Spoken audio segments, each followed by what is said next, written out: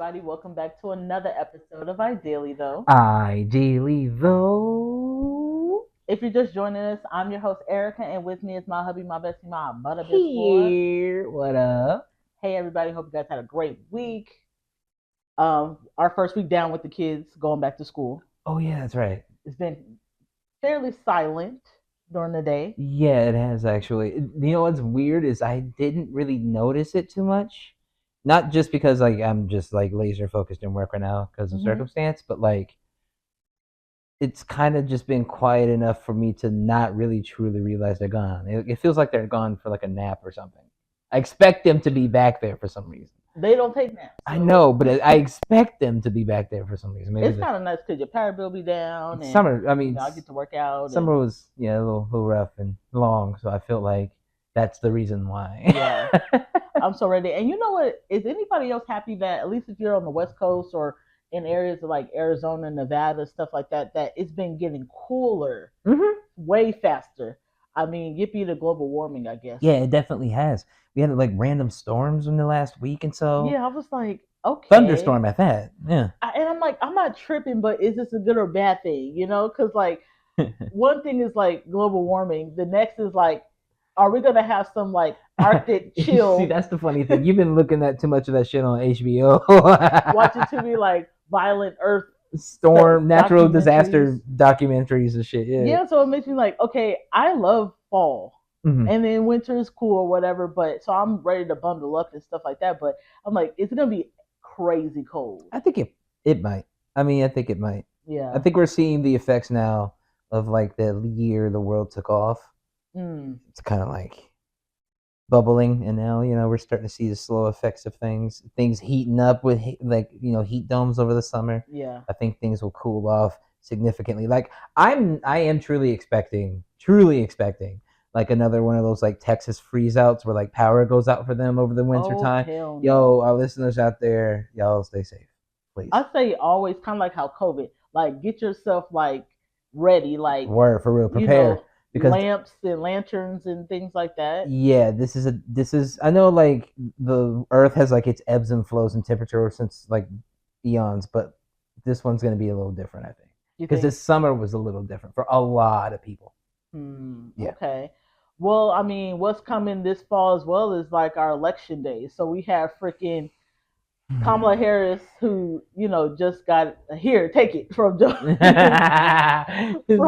Biden, and then we got Trump. So what we learned in the last couple of weeks is that Kamala did introduce her running mate, which is Tim Waltz. Yeah. We're probably going to talk about him more in detail next week with Trendy Topics, but I love him because he is he's a Democrat anyways, but he's that senator from Minnesota. He's used to be a school teacher. He has the same goals that align with Kamala's. I feel like he's just like an everyday guy. Yeah, it's cute, right? And I think that's like what I like about him. Yeah, he's just like really down to earth. And I feel like they need, how I've said earlier in past podcasts, the Democrats have like a marketing problem. If they don't use "mind your own damn business" as like the slogan for what they're running on, because that's what he says constantly, you're losing out. I think this was a really good pick. Yeah. And he debates really well. Yeah. So him and J.D. Vance, which is Trump's running mate, are supposed to debate in October. So I think that's going to be really great because he's a good debater, but then J.D. Vance is more, he talks out the side of his neck. So you just have to be watching out for him with his little curveballs out Trump does with just speaking about shit that has nothing to do with what we really want to talk about. Yeah, but as what we've seen so far of Walz himself, he seems like he can handle himself. He seems witty, he seems quick and dynamic, and I think he's a great pick so far. We'll get more into detail, of course, next week. Yesterday, he said on Instagram, he's like, I can't wait to debate this guy. Yeah. And I was like, yes, Daddy Waltz. I can't wait for you to debate him too. Yeah. And then Kamala and Trump have announced that they're going to be debating next month. So, I mean, she's not really known for debating, so we can only hope that, I mean, I feel like it's not hard to debate Trump. It's like talking to someone who can't really like argue and they say the same thing over and over. That's what Trump gives me. So I feel like Kamala should be okay, but she definitely needs to brush up on her debate skills and public speaking more. She's gonna have a rough time. We'll see how it goes. I do have a strategy behind some things, and you have discussed about those things in the past, but I'm not gonna spoil it in the middle of this conversation. You're just gonna wait. I'll wait for next week. Okay. Yeah. Well, have you heard? And this has been going on since the weekend and early this week about the whole Kehlani and baby daddy drama. Okay, I'm not very familiar. I remember we talked about him filing for custody a few weeks between ourselves or whatever. I think it was a little shock because she always came off like they were just friends. They conceived because she wanted a baby. He was gay. Oh, really? Is that the thing? And he was like, I am not gay. I only did it because she wanted to push this lesbian narrative. I believe she's in a sex cult. I don't want my daughter around this. There's a lot of I don't know where he got this. What? Yeah, he said she's in a sex cult, and I think it threw Kehlani off, because she's touring and she's like, what the hell? So he said he wants to get full custody.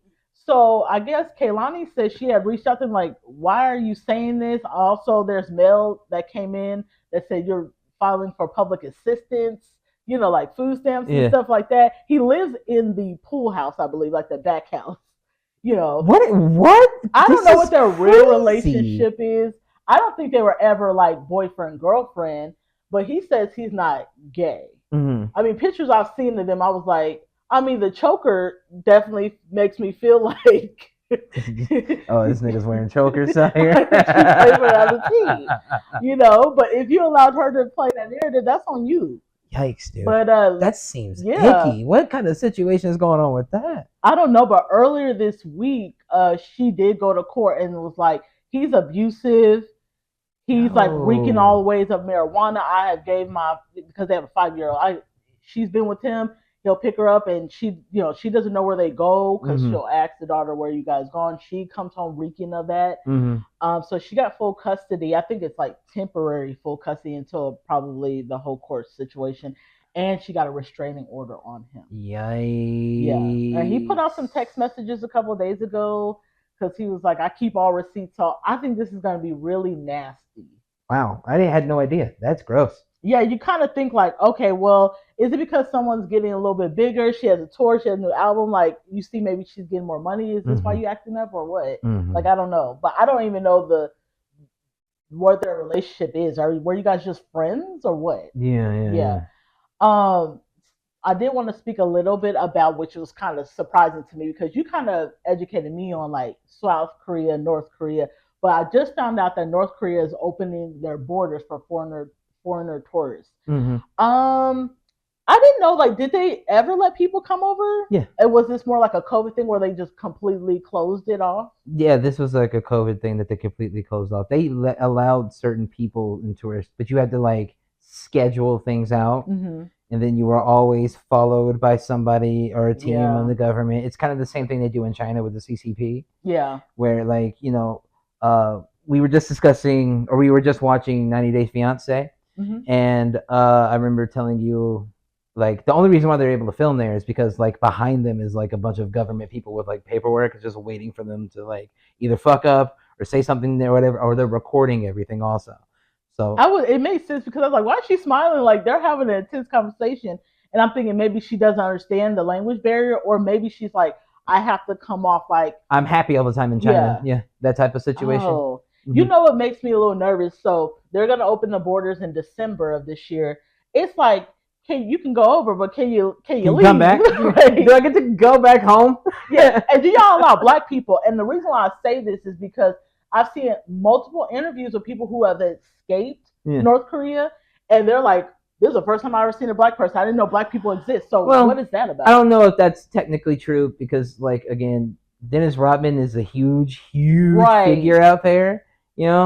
So I'm sure it might not be the full blown populace that knows, of Black folks, I guess, but like they know of Black. That's what I was feeling. I was like, well, North Korea is pretty big, so maybe in really like rural areas, maybe. That would be the technical thing. It's not. Yeah, because I was like, but who would want to go? I would be too nervous to go there. Somebody's like, you have to pay me, and I would like need to be guaranteed I'm coming back. I would be I'm dumb interested in going. I would be interested in going just to see all the things I have learned and researched about over the years and like put two and two together myself. Well, the problem with that is before they say yes, because I'm pretty sure there's some kind of like access thing. They'll be like, "Oh, let's listen to his podcast and see how radical he is."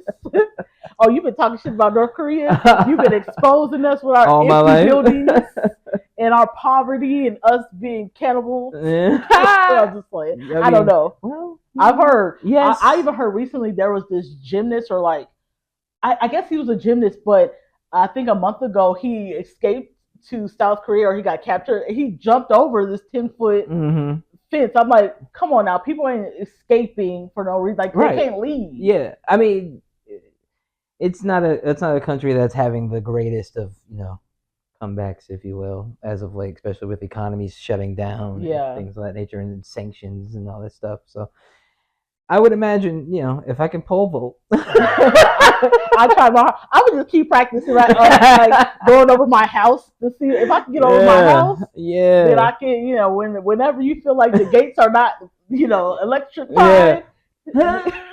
I'm going over that. For some reason, he's like, I'm not going to China. He got captured in South Korea, so I'm like, can I please stay? Yeah, I would be like, hey, I'll petition to stay, please, please, please, please, please. But you know what? That's another thing that can be a little iffy, because it's like, well, we should send you back because you could be a spy. Yeah, of course. They always that's always the situation. They go through their own interrogation stuff. I've watched some stuff about that. I hope it's not any like prisoner of war type stuff. No, it's not. It's not. You don't want to get tortured. Bad. It's not torture, but they definitely like keep you grilled and like monitor for a while. That's fine as long as I can stay. And this nigga, I got 3 hots in the cot because I ain't have that back there. Right. You see my bones. And if I was a spy, I'll still tell your ass everything. But it's sad when people leave and escape, and then they get like, it's usually they go to China and then they're either sex trafficked. Deported or sex trafficked. Yeah. That sucks. Yeah.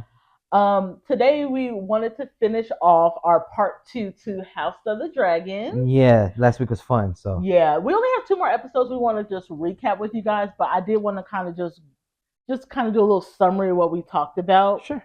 Or at least the last episode, just to give a little recap. So if you guys remember, Rhaenyra and Jace, her son, they were trying to come up with a plan to find more dragon riders. Right. Because they were like, we down a couple dragons ever since Rhaenys died. Yeah. So they're still on their hunt to find that, since they failed with that one guy, Darkling. Darkling. The knight, correct? Yeah, he got burnt to a crisp. Yikes.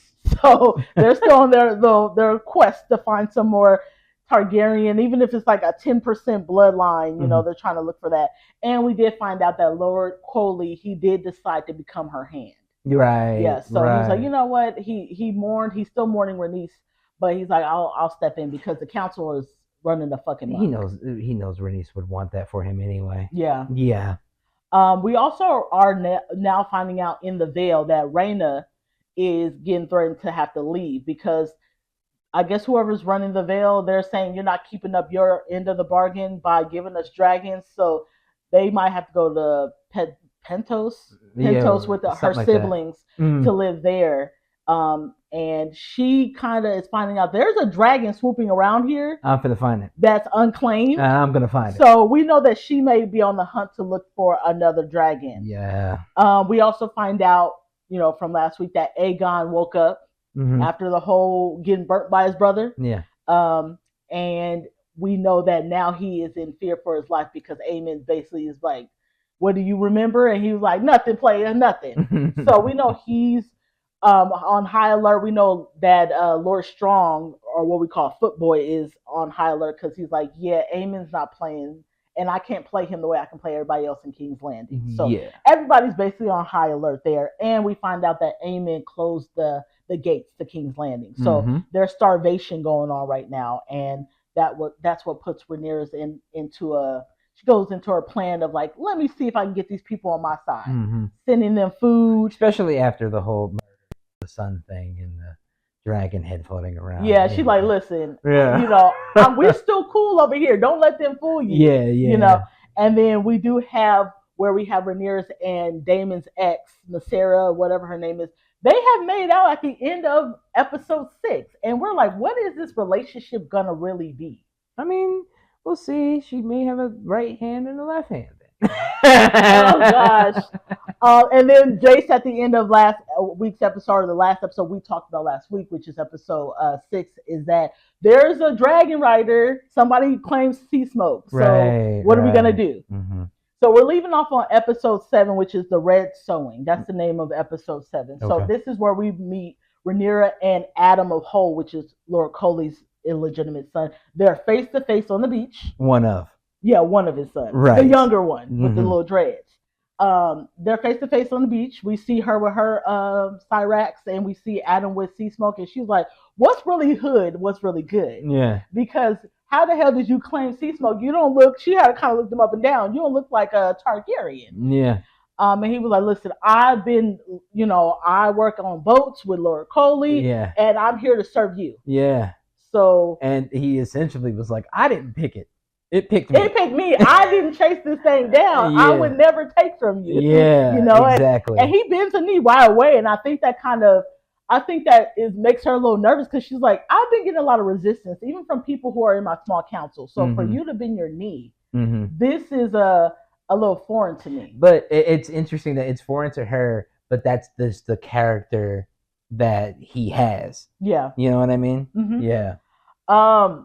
So back at Dragonstone, Lord Coley finds out from the small council that the new Dragon Rider is his son. Mm-hmm. He doesn't really want to say anything because at first the small council is like, he should be put in jail. Like, he's taking a dragon. What the hell is this? But so he keeps it kind of low key. It's low key jealousy that is going around in the keep because of it too.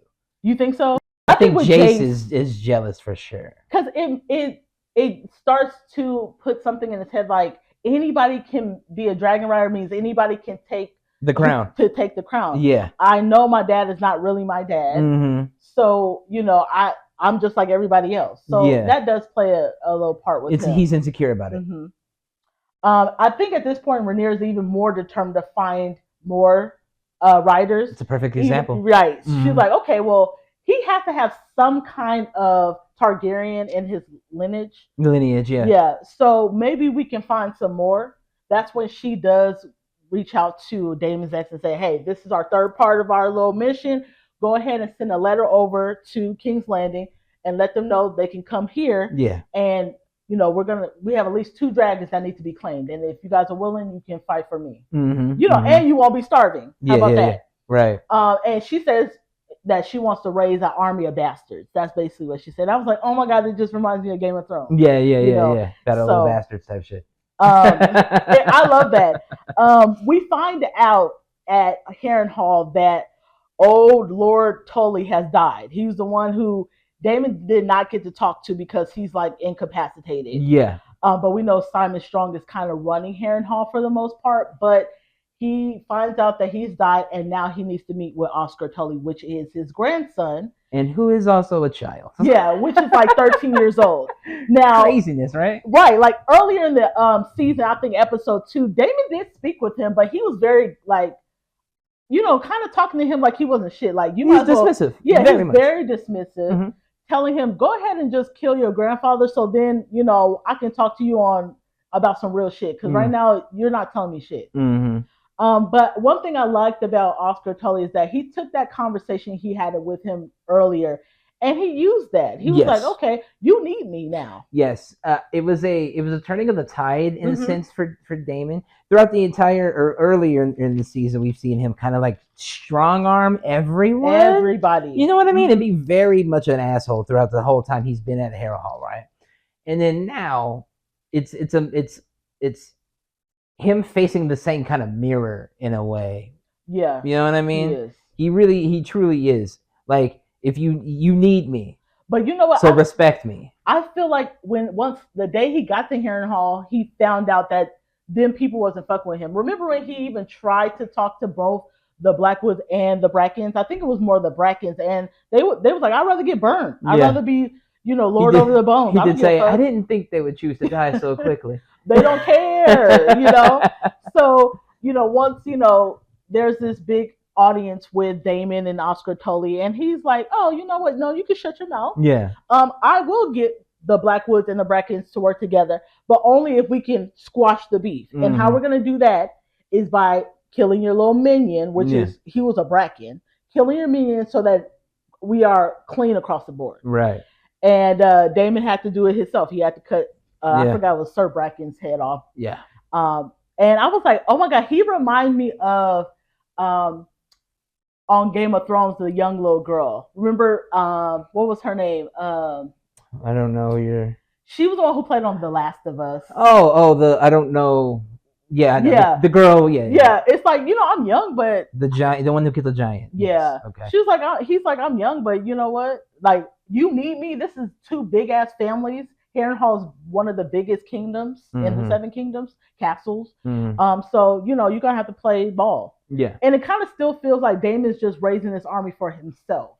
It doesn't really feel like it's for... Well, it's felt like that the entire season. Yeah. And I think that he's been kind of playing with that in his mind and getting haunted by his brother and his mom and stuff, because he has to figure out, am I going to try to take the crown for myself, or am I really here for the purpose of my wife/niece? Mm-hmm. So that's something he's still battling with, even at the beginning of this episode. Yes. I mean, by the time we get to this conversation, it is a choice of whether or not, are you going to be loyal to us? Yeah. Because we're loyal to the queen. Yeah. You know what I mean? So get rid of this guy or we're out of here type situation. So he knew he had to play ball, and I love that. He had to be humble. I liked it. Yeah. So back at the Red Keep, we see that the Grand Maester got Aegon walking in his room. Looks like he's trying to... Do we say that's walking? He was definitely... I'd say hobbling. He was hobbling. But you can see, like, okay, from what I'm seeing, he's trying to get him a little stronger. Yes. And it seems like secretly, he's like, okay, I need you to get stronger. We already kind of know that Aemon doesn't really want that. And unbeknownst to us, that's underneath order of the Foot. Yeah, because in that scene, the Foot comes in and he's like, you should not be doing this by yourself. Right. And also just keep pushing him in. And the Grand Maester doesn't understand. He's like, I'm pushing him as much as I can, as being a doctor. I mean, he practically fell in the scene. Yeah. But I mean, this will be too much. And he's like, I don't care. We need to get him strong because there's a lot gonna happen. And he may not be able to rest long. Right. So we kind of get that and we're like, I don't know. He's not unveiling anything. But it looks like Aegon needs to hurry up and get strong because there's some shit about to crack off. Yeah. Lord Coley meets with Alan, his oldest son, and tells him, hey, Adam claimed sea smoke. Yeah. He doesn't really get into details. Like, he just tells him, I don't know much about your mom's, heritage.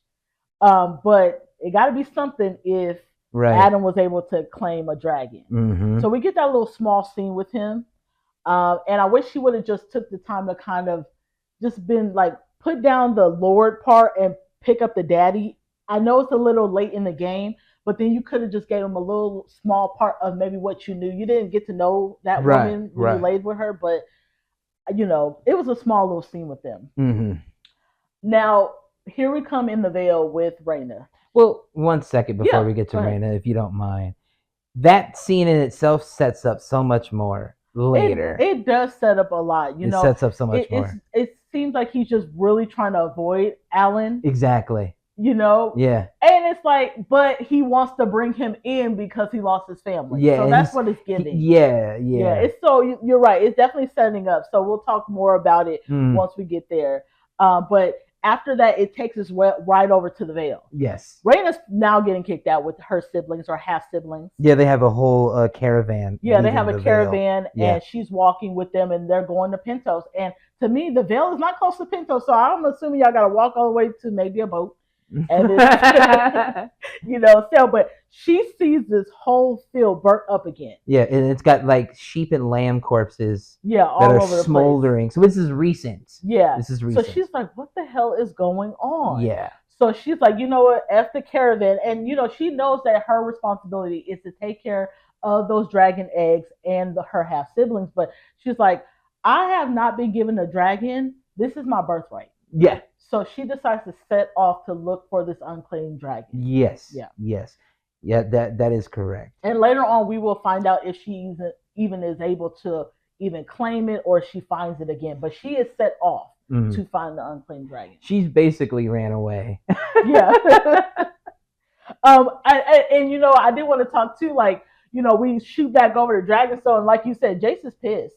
Yeah, he's pissed about it because he, like you said, he's just kind of dealing with identity crisis. He's like, okay, well, I mean, who am I? Yeah, what am I? Who am I? If anybody is able to have access to a dragon, technically speaking, that means that they can also have access to the crown, to the throne, to what I've come to know as my own personal birthright. Right. And if it's not mine, then what am I going to be? Where am I? Where do I fit? Where must my place? The most healthiest relationship in this whole series is his and Bela's relationship. Yeah. Because every time he's doubting himself, Bela's there to be like, who gives a fuck if your dad is not your dad? Right. You're going to be the king one day. Exactly. Don't worry about people being 10% Targaryen. You know who you are. Yes. And we need them regardless to fight this war so that one day you can be king. It's like a smack around, like, you know who your mama is, right, nigga? Right, like, basically. Does that count for anything? Yeah. Nigga? She's right there.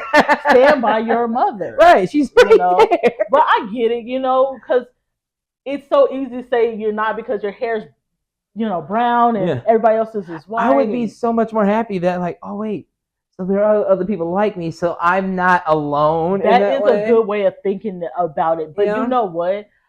And he even bring up the whole idea with his mom, like, there's other people who married into other families. I don't know why he doesn't think about that for himself. Right.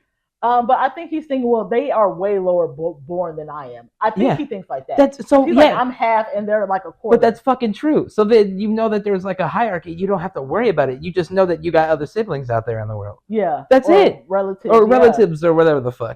So who cares? Yeah. Again, who cares? Like he's very insecure, and I don't want that to come into play later on in the show. Yeah, you know what I mean? Because it could be very much a liability. It can be, because if you have somebody like Aemon that's gonna push your buttons that way, exactly, you could do something that could fuck it all up. That could turn the domino effect that turns the tide, or whatever. Because you know what, he wasn't as fierce, and I hate to say this, as his little brother Luke. Luke was the one who put Aemon's eye out. He's the one who went against Aemon, and Jace always seemed like he's a little bit more quieter and stuff like that.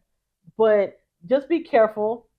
Tread lightly. Don't let them get you that mad because you don't want to make a mistake. Change your mindset, my boy. Yeah, you know who you are, and your mom is a great mom too. When you think about how Allison is with her sons, you gotta be if he only knew. Yeah, absolutely. Now we do know, like I said before, that Rhaenyra has come out with this plan to reach out to all the low-born Targaryens in King's Landing. So we are here with Ulf in the bar, and you know how he's been telling everybody that he is Rhaenyra's uncle. Yeah. So they're like, hey, there's letters being sent out. There's boats leaving right now. Yeah. You can go to Dragonstone and claim your dragon. You said that you're her nephew or her uncle. He sneers away from it, but then essentially everybody around him is like, yo, are you gonna make us look like fools and call yourself a liar? Right. And they peer pressure him into doing it. They do, and they should, because he talks way too much that I like. Yeah. And I think at that time when he was kind of straying away from it, I think he started questioning what maybe his mom told him. Exactly. So he's like, am I really Targaryen? But his hair was light. Yeah. It wasn't completely like platinum. He is dirty. He is a very dirty man. Drunk. And every time we see Ulf, he's in the bar. The same seat, same table with the same homies. Right. So he's like, okay, I'm going to go. And we see him go into the boat. And we also see Hugh. Mm-hmm. So we found out last episode that Hugh told his wife, or actually I think he tells her this episode, that I need to go. Yeah. We find out that his daughter died of famine. Right. And that he needs, sick. Which sucked. It makes him think like, I should have acted faster. Yeah.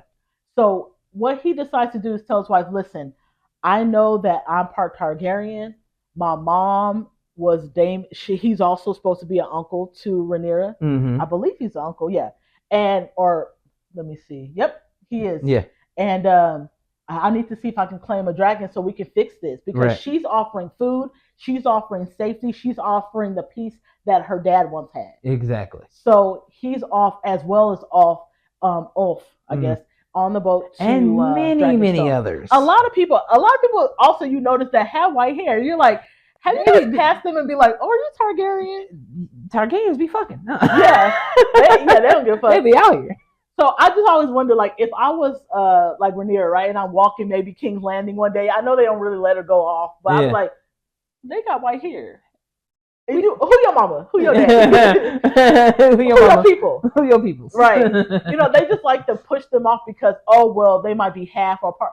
The hair's still the same. It's also because, like, were you conceived out of wedlock, or was it a whore or anything?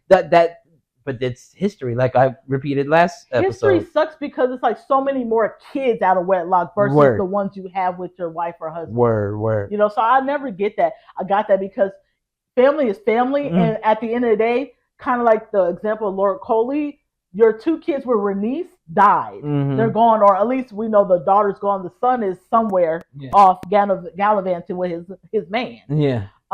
But this is a time where you still got kids, and you wish they were around and they knew more about what you wanted them to learn. Exactly. And they know nothing. Yeah. Except for the whole. It sucks, but that's history for you. Yeah. So Dragonstone, we're back at Dragonstone. Here are all these boats. Yeah. They're coming from King's Landing. Yeah. Now we know that Rhaenyra has these dragon teachers, and they're like, "Are you fucking kidding me? Yeah. Don't do this." They're the keepers, or whatever. Yeah, I kind of like to say they're the dragon maesters or whatever.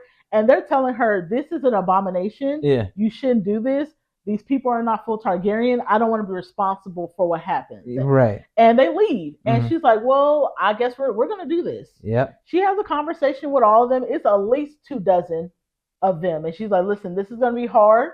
Some of you may die, but this is for a good cause." Right. She takes them to the dragon pit, and she actually is showing them what they need to do with the dragon. Like, she touches the dragon. Yeah. He bows to her and everything, and then she's like, "Who wants to go first?" Yes. Now, I think the problem with this is that they had somebody who was a little disfigured coming up, and I was like, "Don't scare the dragon." That's kind of ableist. Oh no! Don't scare the dragon.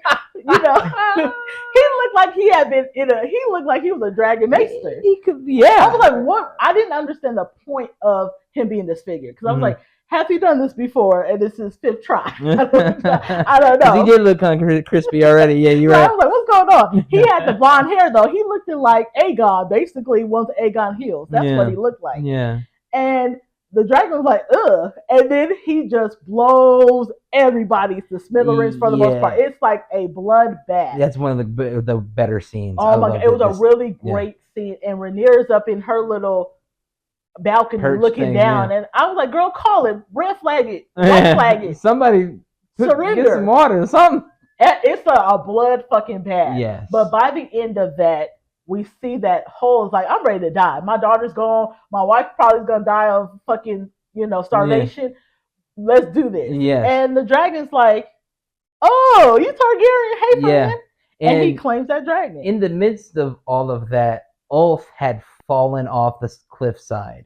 Yes, he did in the dragon pit. So we think he could be dead to a degree, but then we see that he actually, survives? He survives and he lands on these dragon eggs. They're all slimy. And there's a dragon in the pit. Another dragon in the pit. I said, well, my first thought was like, oh, you're going to die. Yeah, me too. You too unsteady, you're going to die. Yeah. But the dragon is playing with him like, bitch, get off my eggs. It's jokes kind of like him. Yeah. Like it's pushing like him with his nose. Yeah, it's like, oh, game recognized game. Hey, friend, I've been waiting for you. It's like, get off my dragon. And he laughs at the end because he's like, I claimed the dragon. Yeah, so I am what I am. Yep. Yes. So Ulf got to claim the dragon and Hugh got to claim the dragon. Yes. Now, one of the last scenes we see is back at King's Landing. We see a dragon just like flying over the castle. Aemon sees it and he's like, what the fuck? Y'all want to play? Let's play. Yeah. He takes his horse, goes to Gallivant to go get Vhagar. Yeah. And we see that it's Ulf riding the dragon. Yeah, and he's barely doing it, but he's doing it. He's doing it. And I think my first thought was, are you just off for your friends? Are you nuts? Right. And I thought this is part of the plan. I never thought that. I was like, he just wants to ride. He didn't ask Rhaenyra if he could ride it. Yeah. He just rode it to King's Landing. Hey, friends, look, I really am a Targaryen. Right. And Aemon chases after him. And so it's a cat and mouse game. But then Aemon sees, oh shit, he's going to Dragonstone. Yeah. And Rhaenyra is like, what's good? Yeah. She got 3 dragons on go. Yeah. And he's like, Vhagar, no. He could see them. Yeah, he could see them. And he's like, oh no. So he gets scared and he says, Vhagar, let's flee. Yeah. And that's the end of episode 7, which I thought was amazing. That was the first time we got to see Aemon kind of like nervous. He was shook. Yeah. And I was like, yeah, bitch. I love we got the dragons. I love that episode. That was very, very good. It set up the next one to be like, oh shit, we really get into it. Yeah. Yeah. So this is our last episode, episode 8. And I was like, oh, I hate that you guys only gave us 8 episodes. Always hate it. We're used to Game of Thrones being 15 episodes, but I think in the last 3-4 years, they really have been consistent. All shows have been doing that. They do like 8 episodes now, and I hate it. Hopefully we get back to the other side of things. Yeah, we want to start having longer seasons that matter. Yeah. Yeah. We're on the last episode, which is the Queen Whoever was. Mm-hmm. So the first scene we see is Tywin Lannister. We know on episode 6, Aemon sent him out to meet with the Triarch. Yes. So he's meeting with the 3 main members of the Triarch and asking them, we need men, we need fleets. Yeah. Can you guys accommodate us? Yeah, can you give us services? Now, what we know about them is that they're pirates. They're not on anybody's team, but for the right price, we can help you out. Yeah. So they say, listen, we can help you out only if we get the stepstones. Right. And he's like, I'm going to get my head cut off for this, but I have no choice. I got to come back with something. Yeah. So he says yes, but they also say that they need you to take their commander of their boats with you. And she or he is the only person who can ride, or he's gonna they're gonna follow him. Yeah. So we come across Lord Lohard, which is a woman. At first they said man, they were like he. Yeah. And it's a woman. Yeah. You had told me while we were watching this episode that this was a YouTuber. Yeah, played by Lohard. Abigail Thorne, if I'm not mistaken. But it's shout out to Philosophy Tube. Okay, that's her. Philosophy Tube is the YouTube channel. Yeah. Okay. Yeah, so we see her, and she's a little bit more. She's masculine. She's masculine and very eccentric. Yeah. Yeah. Because again, they're pirates, and all those people in Estros are a little like free thinking. Mm-hmm. They're free men. That's what they're called. Exactly. And it gave me a little bit of it's like Brianna Tarr a little bit, but on the other side of things, mixed with like Jack Sparrow. Yeah, absolutely. The wackiness. And she says, listen, I'll only, let you have my men in my boats if we fight. Yeah. We're going to have to fight it out. Yeah. So they do end up fighting. They had this whole mud pit. Yeah. And he finally got the little curves. He got the balls. And he finally, socked her up a couple times. Yeah. She was like, okay, I see you. Yeah, but she was giving it to him. So that was the funny part too. Yeah. And later on that night, she was like, listen, she told everybody, listen, we're going to ride together for Team Green. And but she did ask me, hey, I really like you. Can you have sex with my wives? And I want babies with you. Yeah. She was like, how many wives you got? This is opportunity. Right. So I was like, damn, girl, you got wives. It's really free thinking. Because, if you think over on the other side of Westeros, they don't like, you have to be secretive about sexuality when you're absolutely man with man, woman with woman. So it's a little different being in Estros, with the free men. A lot more happy, it seems. Yeah. Absolutely. Now, back over at King's Landing, we find Lord Strong, or Footboy. He has entered Aegon's chambers, and he's like, bro, we need to leave. Mm-hmm. We got to go. And Aegon's like, for what? I'm the king. He was like, Aemon's on a tirade. He just, blew up. I forgot the Strong Point. This little town called Strong Point.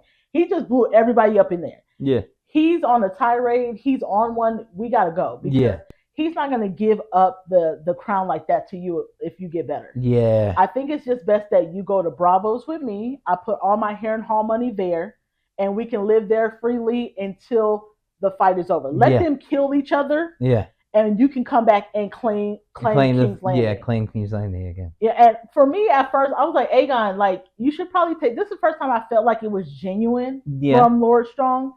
But you also know it's just to save his own head too. Yeah, he's not stupid. Yeah. I think he knew he couldn't play those games with Aemon. So he's like, I got to bounce before he just get mad at me just for looking at him wrong. Right. And Aegon, all he could talk about is his dick being blown off. And I'm like, he's like, you want me to live between with goat fuckers? I'm like, bro, you did some nasty stuff in King's Landing first season. Yeah, so don't even talk about that. Get your ass in the carrots. Right. Also, you want to talk about you want to be judging people? Like, don't play. That's funny. So Rhaenyra, we see her talking. I think she is at Dragonstone, and she's talking with Lord Coley, and she's like, I'm still trying to figure out how Adam could be Targaryen. Like, could you let me know something? He's like, I don't know. And you know how deadbeat daddies are. They're going to deny. I don't know why he's Targaryen, you know. But he does give her some great advice. He's like, listen, you got your 6 dragons, but just remember, Aemon has his dragon. Aegon doesn't, but you still got 2 dragons. Yeah. Alicent has a son that's in, I forgot the small town or Old Town. She has a son. He has a dragon. She's like, well, he's only 16 and his dragon is young. He's like, he still got one. Yeah. And Aemon could go to Old Town and go get him. Yeah, exactly. And Helena, his sister, got a dragon. And she's like, well, Helena, she don't ride. She's not with it. He's like, just don't underestimate it. Exactly. Which I love. That was like one of the first good advices that we got from Lord Coley being her hand. Yeah, it's a pretty good piece of advice for him as his like real true action. Yeah. He was like, watch out, you got 6, but they could potentially have 3. Yeah. And Vhagar's the biggest dragon of them all.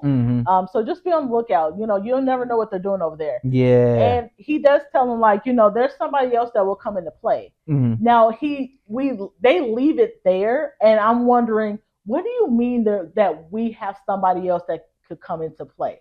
You know how I feel about Lord Coley's son, which is Rhaenyra's first husband. I'm like, you remember on the first season he left. Right. So she can marry Daemon. And I'm like, maybe he'll come back into play. Maybe last season, before he almost drowned in the ocean, he found his son, and maybe they sworn a pact to not talk about him being found. You like making up the story for that, but I doubt it. I really want, but who would come back into play to help them in the 11th hour? We'll see. I don't know. Okay, so at Harrenhal, Rhaenyra's council member, she sends one of them off to Harrenhal and says, hey, go find out what Daemon's doing. He's taking too long to get the Blackwoods and the Brackens over here. Yeah. Laura Strong kind of overhears them talking and finds out that the council member is really just there for Daemon. And he's like, listen, I'm pledging my flag to you.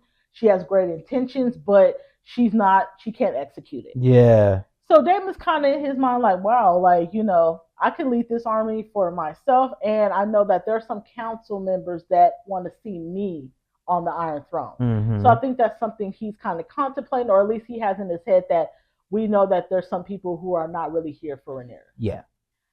With Lord Simon Strong hearing this, he like, oh, hell no. He said, I'm going to have to call Riri and let her know they run a fucking muck over here. So, you know, he running to go tell. So he going to send a raven over to Dragonstone because he's not playing with them. Right. We also find out kind of what Lord Coley was talking about with Rhaenyra is kind of coming into fruition a little bit. Back at King's Landing, Aemon is speaking to Helena, and he's telling her forcefully telling her she needs to ride for the family. Yeah, right in front of Alicent. Yeah. Yeah, he's like, come on, girl, you got a dragon. She's like, I don't want to ride. He's like, bitch, I don't give a fuck. Yeah. And if it wasn't for Alicent saying that's enough. Yeah. He would probably really have tried to force her to get on the dragon. I don't know really what she would have done, because she was like, I'm not burning anybody. So what, you want her to ride around and get herself killed? Basically. That would have been the problem. That would have been the thing, though. Yeah. Alicent goes to the Grand Maester, and she's had it, and she's like, I need safe passage and I need discretion. So my thoughts with that scene was that she's going to try to get her, Helena, and probably her granddaughter out. Yeah. Because she's like, it's going too far. Yeah. And now she has no control over Aemon. Yeah. And I think that was the last little piece she had over him, was like, that's enough. Don't touch her. Yeah. And I think at this point, it's done. Yeah. He's gone past it now. Yeah. On a point of no return. We do know that we haven't seen Sir Criston Cole in a minute, and he's off trying to get some more armies for Aemon. And we see the scene where Sir Gwyn, which is Alicent's brother, comes up to him with his knife. He's like, bitch, I know you've been fucking my sister. Yeah. How he finds out, I don't know. I think I don't know if he just guessed it or if I missed that in the scene, you know, or prior, but he's like, bitch, are you crazy? Why are you fucking the queen? Yeah. And Sir Criston Cole kind of gets out of that whole killing by just talking very like he goes into a dark place and he's like, "We're just little minions. This is a dragon fight. Yeah, we're gonna die anyway." Like I said last episode, he had an existential crisis. He's living through that existential crisis. Yeah, he's like, you know what? It doesn't matter. Like, we're gonna die anyways. And I think Sir Gwen was like, he might be right. Like, there's not gonna be a lot of people who are gonna make it out of here. Yeah, yeah. So, and, you know, absolutely. So we have the Raven that reached Dragonstone, and Rhaenyra's like, "Oh fuck, I'm gonna have to go and get Daemon ass because I feel like he is going to do something, take over. Yeah, he's gonna ruin my plan. Yeah." This is during the scene where we get Rhaenyra with Jace and Adam and Hugh and Ulf acting like he ain't got no table manners. He doesn't. Like, we already know that. Legs all up on the table. Again, we know this. Don't give a fuck. We've seen this the entire season. And I think this scene also puts a little fire in Jace's ass too, because at this point when Rhaenyra knows she has to go to Harrenhal, she doesn't ask Jace to go. She asks Adam to go. Yeah. Kind of be her backup. But to me, as a mom, it makes sense because who's going to run Dragonstone? Yeah. You're the king in line, so run Dragonstone. So, you know, he kind of had that look like the, you know, he makes a little suck-in face that they make memes about Jason online about. But she goes over to Harrenhal, and Sir Simon Strong runs out like he's telling you need to come on because they tripping. They're tripping out here.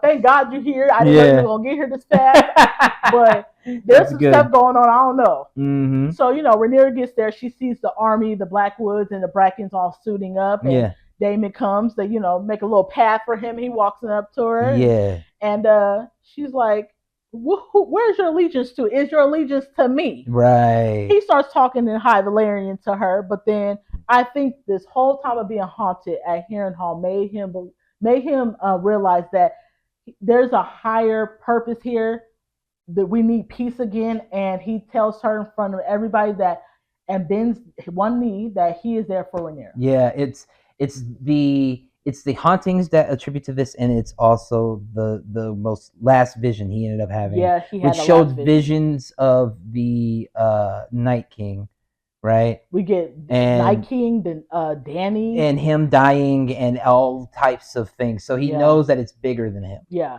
So like Alice is the one that showed him the night before. She took him to that blood tree. Exactly. And he was able to see, like you said, the visions of the third eye raven. So I think he was like, yeah, I need to. This is bigger than me. Yeah, bigger than me. So I need to make sure that my allegiance is to her. Yeah. That later that night, we see Aemon making one last attempt to talk to Helena. He's like, listen, we're family. You need to be here for us, this Team Green. And she's like, you're going to die. And she says Aegon is going to be the king again. Yeah. He's going to be a king of wood or something, she says, to that extent.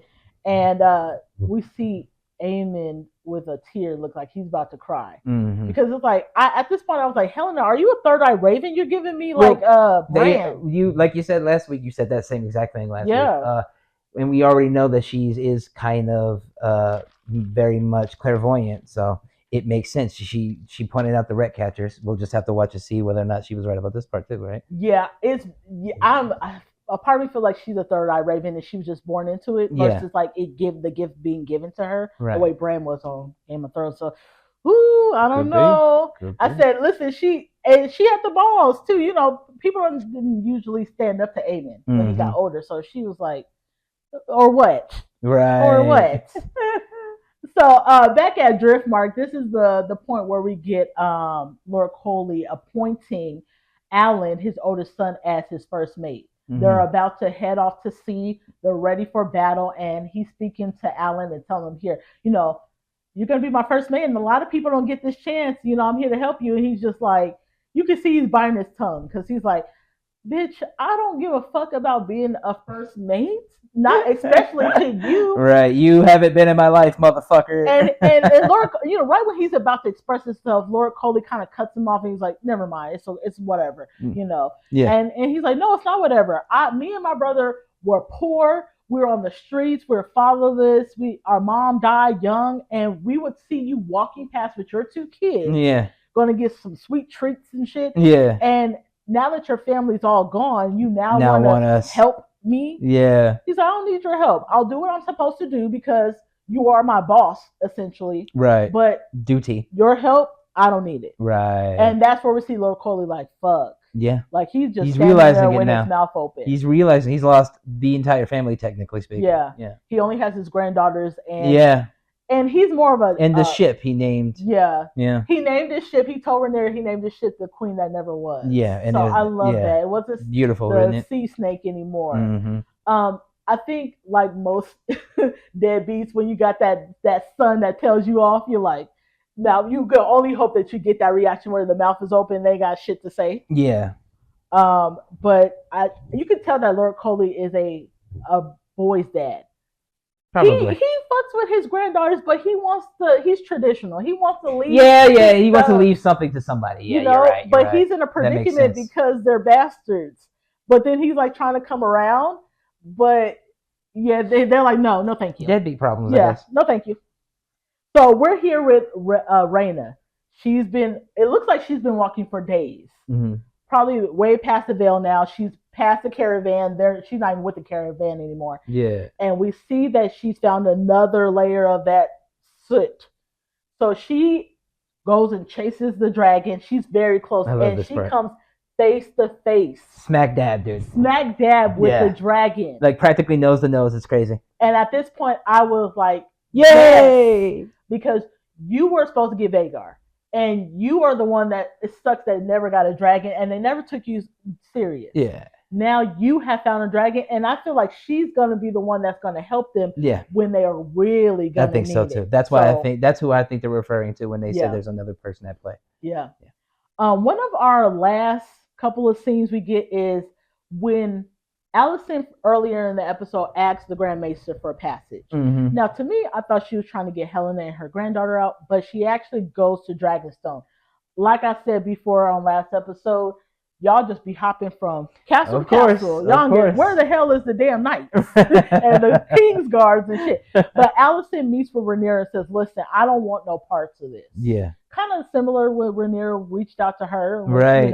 Earlier in the season. And she's like, girl, we're past that. Mm-hmm. I don't give a fuck what you're talking about. We're way past that now. Yeah. And she was like, you know what I'm going to have to do? She was like, I think I can talk to Aemon. She's like, no, I'm going to need his head. I don't know what you're talking about. That is it. I need his head. A son for a son. Yep, a son for a son. Why are you still trying to make excuses for him? I get it. So she was like, well, this is all. I'll make a deal with you. Me and Helena and my granddaughter, we're just going to leave. But when the war starts, if you get to King's Landing, I'll tell the guards to put down their swords. Helena is going to be in charge at that point. Aemon's going to be out. Aegon's incapacitated. Good plan. We're going to put down our swords and you can claim King's Landing. Yeah. And she's like, okay. She was like, I don't know if Rhaenyra really trusts her. I don't think she does. But she's like, okay, we'll go. Go off and live in your fantasy world. Yeah. Something you started this. Mm-hmm. You and your dad started this and you get to leave. Yeah. And I have to sit in this. And I'm going to have to rectify the situation. But we can only hope, because Alicent leaves, that she does make good on her promise to Rhaenyra, that she'll be able to claim King's Landing when the time is right, in the next 3 days. Because she tells her in 3 days, come to King's Landing. Yeah. And, because I think they all kind of feel like that's when the war's going to crack off. Mm-hmm. So she said, come and, you can claim King's Landing. Now, the last thing we see is Hugh, Ulf, Adam. They're all suiting up for battle. We see Tywin Lannister suiting up. So our last credits is really, the credits that run is just them all getting ready for battle. And I think this ending I did not like. And a lot of people didn't like how season 2 ended for House of Dragons. I think we're tired of being like completely teased with things. I think we've expected a battle at this point for the last season and mid.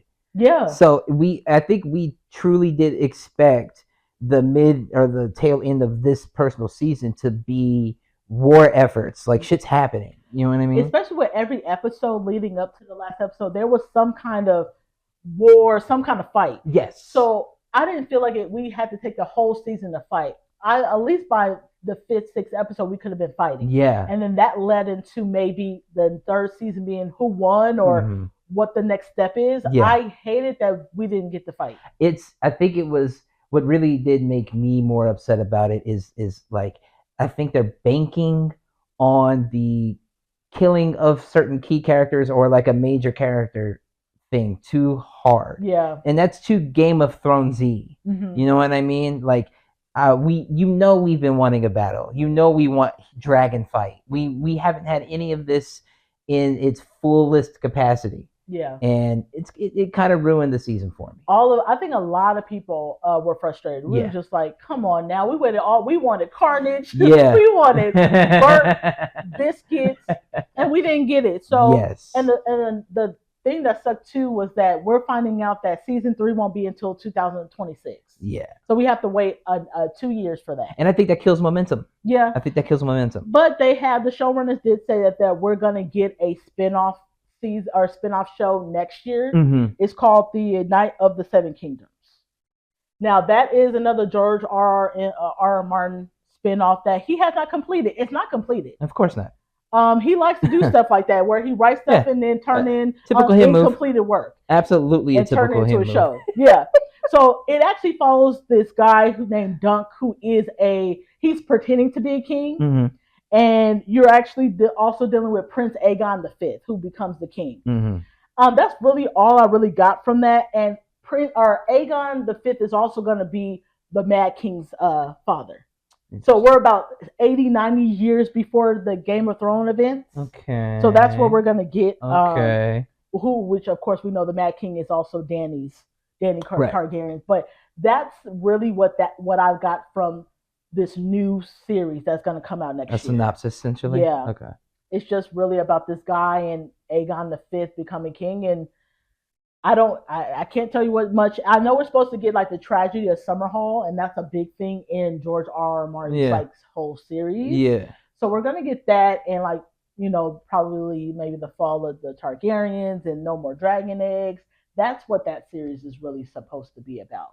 But I cannot say that I was not disappointed on season 2 of House of the Dragon. I definitely was. Yeah. And it kind of sours the taste for me. Just a little bit. A little bit going into this next show and next season in the first place. But I mean, I'm still here for the ride. I am too. I just wish that we didn't get a new series. Like, wait until we're like 4 seasons in before we start introducing another series. Finish the fucking book, maybe, so they have more. Finish the book, George. Like, God damn. Well, I hope you guys really liked our review on House of the Dragons. If you haven't watched the show, I mean, of course, we gave you guys all spoilers, but also, what are you doing with your life? I hope you guys go and watch it. It is on HBO Max. Do you have any last words of wisdom before we get out for the weekend? Go watch that shit. What are you doing with your life? Yeah. Now, remember, you guys, we drop our new episodes every Friday on all streaming platforms, and we're on YouTube at Ideally Though Pod.